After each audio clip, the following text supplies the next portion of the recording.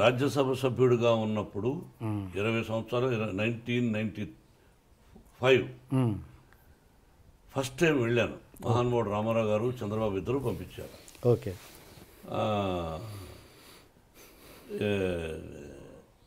సడన్గా వెళితే నేను ఇంగ్లీషా బ్రహ్మాండంగా మాట్లాడలేను.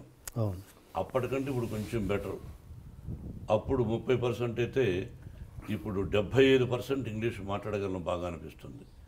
హిందీ అప్పుడు 2% అయితే ఇప్పుడు ఒక 25% మాట్లాడగలను అనిపిస్తుంది. తెలుగు భాష అప్పుడు అనర్గళంగా మాట్లాడగలను, ఇప్పుడు మాట్లాడగలను. కానీ జర్నలిజంలో తలకేస్తే మొలకు, మొలకేస్తే కాలుకి ఇలా వేస్తూ ఉంటారనే సంగతి అక్కడికి వెళ్ళిన తర్వాత తెలుసుకోగలిగాను. అంతే. సినిమా జర్నలిజం వేరు, రాజకీయ జర్నలిజం వేరు. Okay okay okay.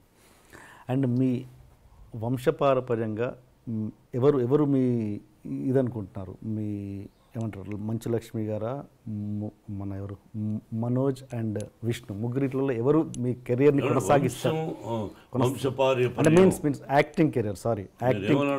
మీరు యాక్టింగ్ కెరియర్, కుటుంబ పరంగా మీ కుటుంబం acting career. I'm talking about acting career. కొంతమంది ఏం చేస్తున్నారంటే వంశం అన్నా అనుకోండి, వాళ్ళు వేరే విధంగా అంటున్నారు.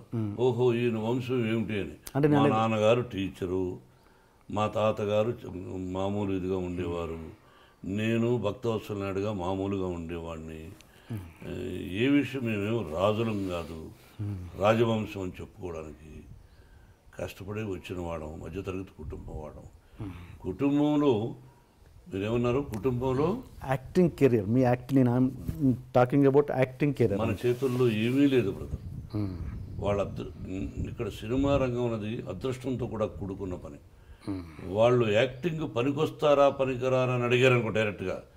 నా బిడ్డలు ముగ్గురు అత్యద్భుతమైన నటులు, ఏ పాత్రనైనా అవలీలగా పోషించగలిగినటువంటి నటులు. సక్సెస్ ఫెయిల్యూర్స్ అనేది కామన్. వాళ్ళు సక్సెస్ఫుల్ ఆర్టిస్టులు, ప్రజల చేత శభాష్ అనిపించుకున్న వాళ్ళు. కాబట్టి వాళ్ళు మంచి కథలు వినుకున్నా అదృష్టవశాత్తు కొన్ని అటు ఇటు అవుతాయి, కొన్ని హిట్ అవుతాయి. It is not in our hands.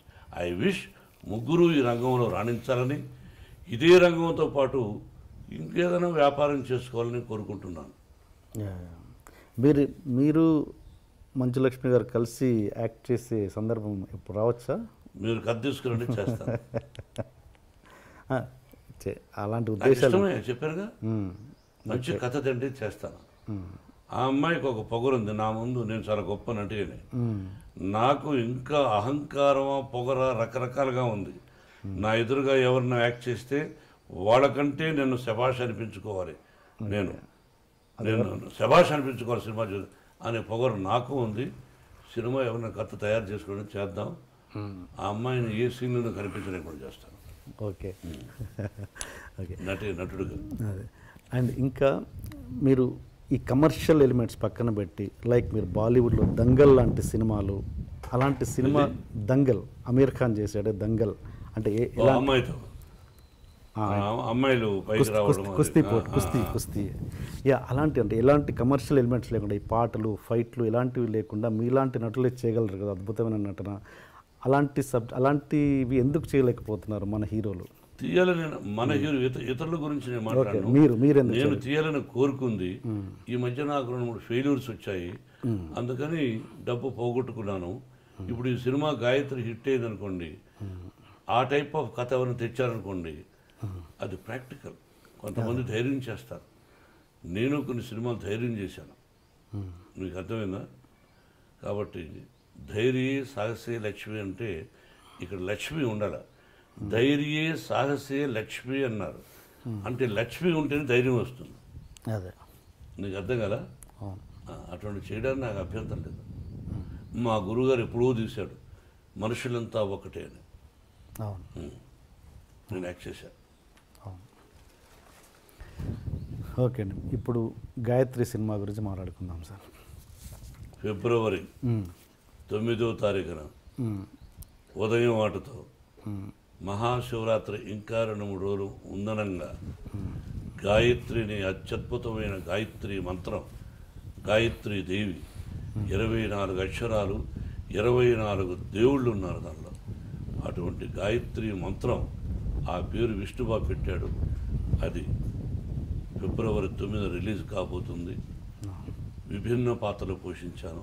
అడగండి. మీరు ప్రతి సినిమా రీమేక్లు ఎందుకు తీసుకుంటారు? Most of the movies remakes ఎక్కువగా ప్రిఫర్ చేస్తుంటారు మీరు ఎందుకు? లేదే రీమేక్లు అల్లరిమొగుడు రాఘవేంద్ర గారి రీమేక్ కానీ ఓకే ఉన్నాయి, నేను పర్సెంటేజ్ ఎక్కువగా ఉంటుంది, రీమేక్స్కి ఎక్కువ ప్రిఫర్ చేస్తారు అన్నది. చాలామంది ఇష్టపడతారు. మీరు హిస్టరీ తీసుకుంటే పేర్లు చెప్పను, ఓకే రీమేక్ కోసం వెతకం, దొరికితే రైటర్ వచ్చి చెప్తాడు, సరే పలానా లాంగ్వేజ్లోనే తీసి చూద్దామే అంట, బాగుంటే ఓకే. రీమేక్లు కూడా ఫెయిల్ అవుతుంటాయి కొన్ని. అవును. ఆ మలయాళంలో కొన్ని పిక్చర్స్ కొన్నాను నేను, అన్నీ హిట్గా 1-2 ఫెయిల్ అయినాయి. ఏది కంఫర్ట్గా ఫీల్ అవుతారండి? స్ట్రైట్ ఫిల్మ్ కంఫర్ట్గా ఫీల్ అవుతారా, రీమేక్ కంఫర్ట్గా ఫీల్ అవుతారా ఒక ఆర్టిస్ట్గా మీరు? డబ్బు విషయంలో రీమేక్ అయితే దానిలో ఏం తప్పులు ఉన్నాయి, ఏం డెవలప్ చేయొచ్చు మన నేటివిటీ కోసమని మనం అదే ఫస్ట్ ప్రిఫరెన్స్ ఇవ్వచ్చు. స్ట్రైట్ పిక్చర్ అయితే నటన అదే ఇది ఒకటే, ఆ నటన చూసి నేను నటన చేయను, యాక్టింగ్ చేయను, కథ తీసుకుంటాను తప్ప వాళ్ళలాగా మనం ఎందుకు చేస్తాం. అప్పుడు I become a fool. No, కథ ఒరిజినల్ స్టోరీ అయితే కొంచెం డబ్బు కూడా ఎక్కువ ఖర్చు అయ్యే అవకాశాలు ఉంటాయి. Okay okay. అండ్ ఈ సినిమా విషయానికి వస్తే డైరెక్టర్ మదన్ అండ్ రైటర్ వచ్చి డైమండ్ రత్నబాబు, అసలు వీళ్ళిద్దరికీ ఏ రకంగా చూసుకున్నా కనెక్టివిటీ లేదు. అంటే ఆయన ఒక కామెడీ సినిమాలు ఎక్కువగా చేసి పేరు వచ్చిన రైటర్, ఈయనేమో ఒక ఆ నలుగురు లాంటి సినిమాలు చేసిన వ్యక్తి. అసలు వీళ్ళిద్దరు కాంబినేషనే ఎంతవరకు కరెక్ట్ అన్నది? బ్రదర్, కామెడీ రాసిన డైలాగులు రాసే వ్యక్తి ఒక రఫ్ అండ్ టఫ్ డైలాగులు కూడా రాయగలడు. ఓకే. రఫ్ అండ్ టఫ్ డైలాగులు రాసే వ్యక్తి కామెడీ సీన్స్ రాయడం కష్టం అవుతుంది. డైమండ్ రత్నబాబు అనే వ్యక్తి దీనిలో కొంచెం టఫ్ డైలాగులు రాశారు, రామాయణం మహాభారతాల గురించి రాశారు, అలాగే కామెడీ డైలాగులు లేవు దీనిలో.